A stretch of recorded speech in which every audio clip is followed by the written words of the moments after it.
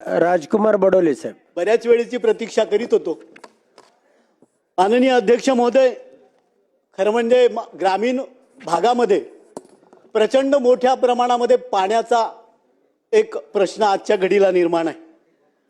खरी म्हणजे महाराष्ट्राच्या भूमीमध्ये ग्रामीण भागामध्ये मोठ्या प्रमाणामध्ये जीवनाशी जो जुळलेला धागा आहे तो पाण्याचा धागा आहे. आमच्या माता भगिनींशी जुळलेला धागा तो पाण्याचा धागा आहे.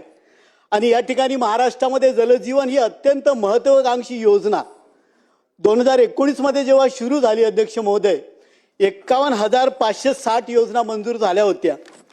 त्या 2025 पर्यंत 25,549 योजना पूर्ण झाल्या. 26,000 योजना आजच्या घडीला रखडलेल्या आहेत. 31,000 कोटी रुपयांचा खर्च झालाय. साधारणतः 12,000 कोटी रुपये शिल्लक आहेत. या बाबतीमध्ये मी या ठिकाणी जास्त काही बोलणार नाही. माझं फक्त एवढंच म्हणणं आहे की या ठिकाणी जे काही या ठिकाणी 90% योजना पूर्ण झालेल्या अशा जरी म्हटल्या गेल्या, परंतु त्या प्रत्यक्ष कागदावर आहेत का प्रत्यक्ष त्या गावापर्यंत पाणी पोहोचतोय याचा विचार मला वाटते अत्यंत महत्त्वाचा आहे. तो करणं अत्यंत गरजेचं आहे साहेब. मी गावामध्ये जेव्हा गावागावामध्ये आम्ही जातो तेव्हा आमचा पहिला प्रश्न आम्हाला लोक विचारतात की साहेब आमच्या नळाला पाणी केव्हा येईल, पाईपलाईन खोदली आता रस्ते केव्हा होतील, नळ्याच्या तोट्या चोरून नेल्या त्या पूर्ण केव्हा होतील. साहेब ऐकून घ्या, 2 मिनिटं ऐकून घ्या फक्त. 2 मिनिटं मुद्द्यावरच बोलतोय. इतक्या वेळपर्यंत मी बोललो नाही, मुद्द्यावरच बोलतोय साहेब. या ठिकाणी मी अत्यंत प्रामाणिकपणे तुम्हाला सांगतो आहे की मी फक्त पहिल्यांदा गोंदिया जिल्ह्याचा जर विचार केला तर गोंदिया जिल्ह्यामध्ये साहेब 867 गावं या जलजीवन योजनेमध्ये घेतलेली आहेत. 25 गावं आतापर्यंत फक्त नळ योजना त्या ठिकाणी पूर्ण झाली. उर्वरित 738 गावं आहेत ते अर्धवट आहेत. अजूनही त्या गावांमध्ये पाणी गेलेला नाही आहे. म्हणजे 79% गावांमध्ये अजूनही पाणी त्या ठिकाणी पोहोचलेलं नाही आहेत. या ठिकाणी 1047 योजनांपैकी साहेब 445 योजना पूर्ण झालेल्या आहेत आणि 445 योजनांपैकी 90 योजना साधारणतः सुरू आहेत. 602 योजना अपूर्ण आहेत. त्या ठिकाणी बरेच जे कॉन्ट्रॅक्टर आहेत त्यांच्याकडे गेला तर ते म्हणतात साहेब आमचे पैसे भेटलेले नाहीत. ज्या ठिकाणी मी त्या ठिकाणी बघितलं आहे की पूर्ण जिल्ह्यामध्ये 3 किंवा 4 एजन्सी आहेत त्यांना फक्त विद्युत कनेक्शनचा कॉन्ट्रॅक्ट दिलेला आहे. त्या 3-4 एजन्सींपैकी 3 ठेकेदारांनी काम केलेलं आहे, फक्त 10% कामं केलेली आहेत. उर्वरित सगळ्या योजना आजच्या घडीला पेंडिंग आहेत. वारंवार आम्ही मुख्य कार्यकारी अभियंत्याला, जिल्हा परिषद अध्यक्षाला या बाबतीत विचारतो. आम्ही विचारतो एवढ्या योजना तुम्ही का घेतल्या.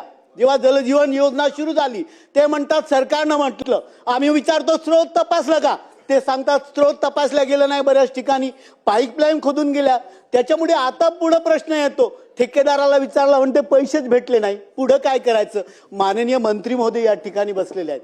या ठिकाणी जो आता निधी लागतोय हा निधी किती दिवसात दिला गेला पाहिजे आणि या योजना किती दिवसामध्ये पूर्ण केल्या पाहिजे या संदर्भामध्ये व्यवस्थित आराखडा झाला पाहिजे.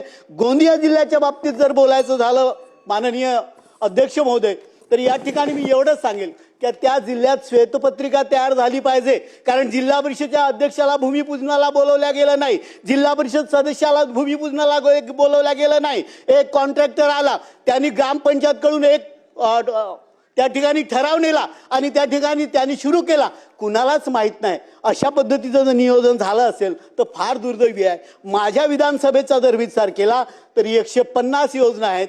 150 योजनेपैकी फक्त 25 योजना पूर्ण झाल्या आहेत. मगाशीच त्या जेईला विचारलं, कार्यकारी अभियंत्याला विचारलं केव्हा सुरू होतील, पत्ताच नाही आहे साहेब. अशा पद्धतीचं जर असेल तर हे जलजीवन महत्त्वाकांक्षी योजना, कारण मागच्या कालखंडामध्ये जलस्वराज्याचं ज्या पद्धतीनं या ठिकाणी बट्ट्याबोळ झाला तशा पद्धतीनं या योजनेचा बट्ट्याबोळ होता कामा नये एवढीच विनंती या निमित्तानं मी या ठिकाणी आपल्याला करतो. आणि नगर विकास विभागाच्या बाबतीत बोलताना मी फक्त म्हणेल सर, या ठिकाणी मंत्री महोदय बसलेले आहेत.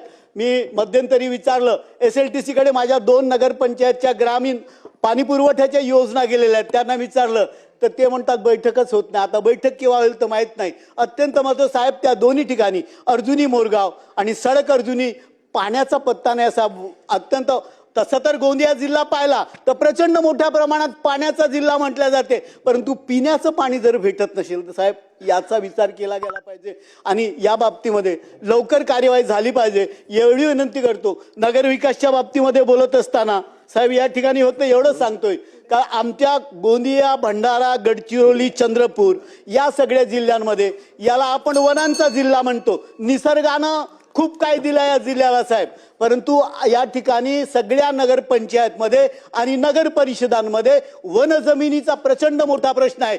घरकुलं मंजूर झाली आहेत, घरकुलं बांधताच येत नाही कारण त्यांना वन जमिनीचे पट्टेच दिले गेलेले नाहीत. आम्ही वारंवार त्या बाबतीत प्रस्ताव पाठवतो, परंतु त्याच्यावर काही कार्यवाही होत नाही. माझी विनंती आहे की या सगळ्या ग्रामीण भागात नगरपंचायत क्षेत्रामध्ये ज्या ठिकाणी हे झुडपी जंगलाचा विषय आहे या बाबतीमध्ये पण नगर परिषद नगर विकास मंत्री महोदयांनी आणि माननीय महसूल मंत्री महोदयांनी या ठिकाणी बैठक घेतली पाहिजे आणि भंडारा, गोंदिया, गडचिरोली, चंद्रपूर आणि तिथल्या ज्या नगरपंचायती आहेत, माझ्याकडच्या पण नगरपंचायत सडक अर्जुनी असेल, अर्जुनी मोरगाव असतील, गोरेगाव असेल, सालेकसा असेल, या ठिकाणी सगळीकडे जे घरकुल होत नाही हा घरकुलाचा प्रश्न आपण मार्गी लावावा एवढीच विनंती करतो. या ठिकाणी थांबतो. नमस्कार, धन्यवाद.